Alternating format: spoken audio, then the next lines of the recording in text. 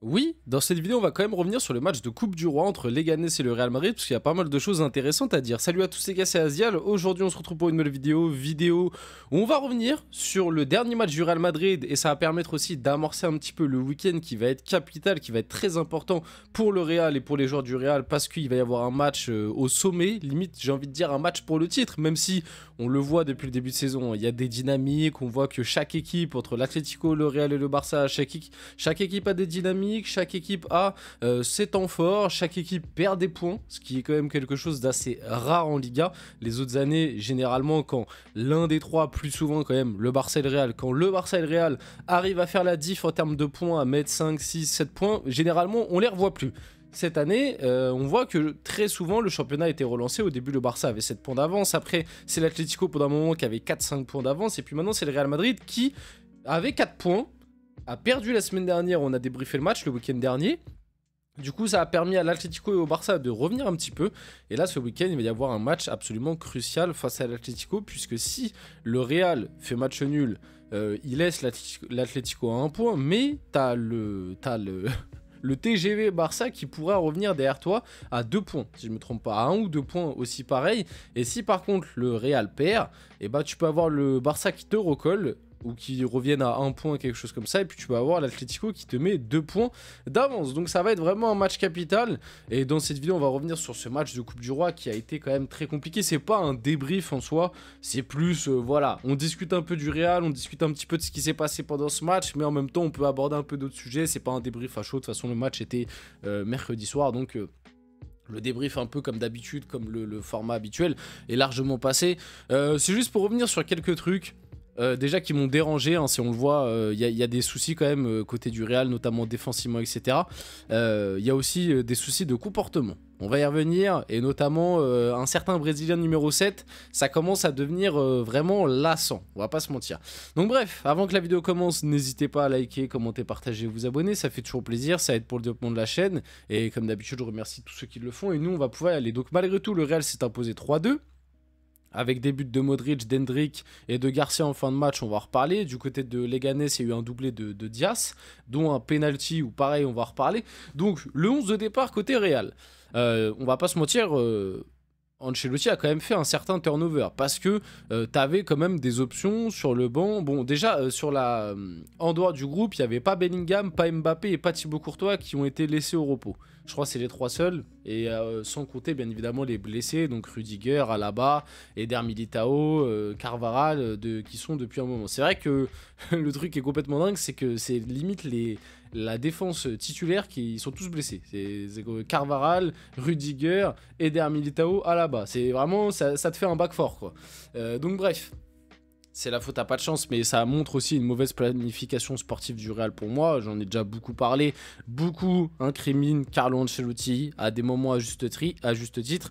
Je trouve que très peu, dans la commu Real, je trouve que très peu parlent de Florentino Pérez qui, encore une fois, t'as eu un spot cet hiver. Ok, oui, dans tes convictions, c'est pas bien de recruter au mercato d'hiver. Voilà, c'est le truc qui est ressorti, c'est que Florentino Pérez, il déteste recruter dans un mercato hivernal parce qu'il estime que ça montre que t'as mal travaillé, mais t'as mal travaillé, donc on le sait, t'as pas besoin de recruter cet hiver, et entre guillemets, pour nous montrer que t'as mal travaillé, puisqu'on sait que t'as mal travaillé, on le voit tous. Et puis en plus de ça, t'aurais pu excuser ce recrutement hivernal en expliquant avec les blessures, notamment d'Eder Militao et de Carvajal. T'as pas voulu le faire. C'est ton problème. Donc pour moi, il faut aussi incriminer Florentino Pérez dans toute cette histoire. Pour revenir du coup sur la compo, il y a eu quand même un turnover. On va pas se mentir, parce que sur le banc, t'aurais pu mettre un Ceballos, t'aurais pu mettre un Lucas Vazquez, t'aurais pu le faire démarrer titulaire, hein, même s'il revient de blessure, Ancelotti l'a déjà fait. T'aurais pu mettre un Vini Junior titulaire, t'aurais pu mettre un Fran Garcia. Tu l'as pas fait. D'ailleurs, il y a beaucoup de gens qui pensaient qu'il allait mettre Ferland Mendy titulaire en défense centrale. Au final, il l'a pas fait, et il a bel et bien enfin lancé des jeunes, et des jeunes qui étaient demandés depuis un certain moment quand même. Donc la compo, Lunin au cage, Valverde latéral droit, et comme moi je vous l'ai toujours dit depuis la blessure de Carvajal, Donc ça fait un moment que je vous le dis. Je pense que dans les gros matchs, Carlo Ancelotti ne va pas se casser la tête, même si pour l'instant il l'a beaucoup fait, mais les derniers gros matchs lui ont donné tort. Je pense qu'il va plus se casser la tête avec Lucas Vasquez, pardon, et que désormais, à chaque fois qu'il y aura un gros match, ce sera Valverde latéral droit. Alors le problème de tout ça, c'est que ça va énormément dépeupler ton milieu de terrain, parce que malgré tout, pour moi, Valverde sur le papier, quand tu vois les méformes de certains, bah, ça reste ton meilleur milieu de terrain et tu es obligé de le mettre latéral droit. Donc encore une fois, ça montre tous les maux et les problèmes de cet effectif, pardon, malheureusement. Mais pour moi, t'auras pas le choix, parce qu'avec Lucas Vasquez, on va pas se mentir, chaque bonne équipe qui va affronter le Real Madrid, ils vont tous cibler Lucas Vasquez directement, parce qu'ils vont savoir que c'est... Bon, après, là, en ce moment, la défense centrale, c'est aussi un point faible, mais quand t'avais Rudiger et que tu mettais soit Tchouaméni, soit Raúl Asensio, le point faible de la défense, c'était quand même ce côté droit avec justement Raúl Asensio ou Tchouaméni et Lucas Vasquez. Donc je pense qu'il va mettre Valverde. Donc on avait Raúl Asensio qui a fait le taf, comme d'habitude on connaît. Et à côté, alors Jacobo, je sais pas comment on dit, mais en tout cas, on va dire Jacobo Ramon, qui était un défenseur central énormément demandé par la communauté du Real Madrid. Moi, je vais pas vous mentir, je ne le connais absolument pas. Je connais pas ce type. Voilà, je suis pas ce qui se passe à la Fabrica du Real, je suis pas ce qui se passe dans la Castilla, je suis pas tout ça, mais je sais qu'il y a énormément de supporters du Real qui en voulaient à Carlo Ancelotti parce qu'il n'avait pas lancé Jacobo Ramon. Ils en voulaient aussi pour un autre, je sais plus c'est quoi le blague, je crois, un latéral droit, Jesus Fortea, je crois. Jesus Fortea aussi, qui était énormément réclamé par la commu du Real. Et encore une fois, Ancelotti s'est fait pourrir pour ça. À des moments à juste titre. Mais encore une fois, je suis désolé, ce match, bah, il donne raison à Carlo Ancelotti. Je suis désolé, mais Jacobo Ramon, il te plombe le match, quoi.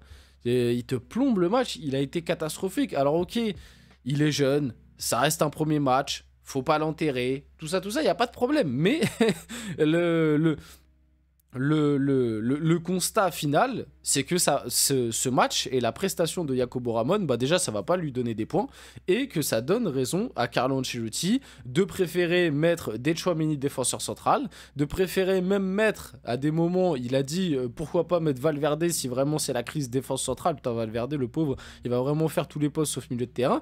Mais ce genre de match, ça lui donne raison, parce que lancer Jacobo Ramon face à Leganés, en Coupe du Roi, c'est pas non plus le lancer en Ligue des Champions face à Liverpool, tu vois. Normalement, il aurait dû montrer un peu mieux, je trouve, surtout que, comme je le dis, tout le monde l'annonçait comme un crack de ouf. Alors, je suis pas en train de dire que c'est pas un crack, hein, ça arrive de rater des matchs, mais du coup, ça va juste donner raison à Carlo Ancelotti, et maintenant, il va juste vous dire, bah, arrêtez de me saouler avec vos Jacobo Ramon, vos Jesus Fortea, vos je sais pas quoi, au milieu de terrain. Bah, je crois qu'il est dans les...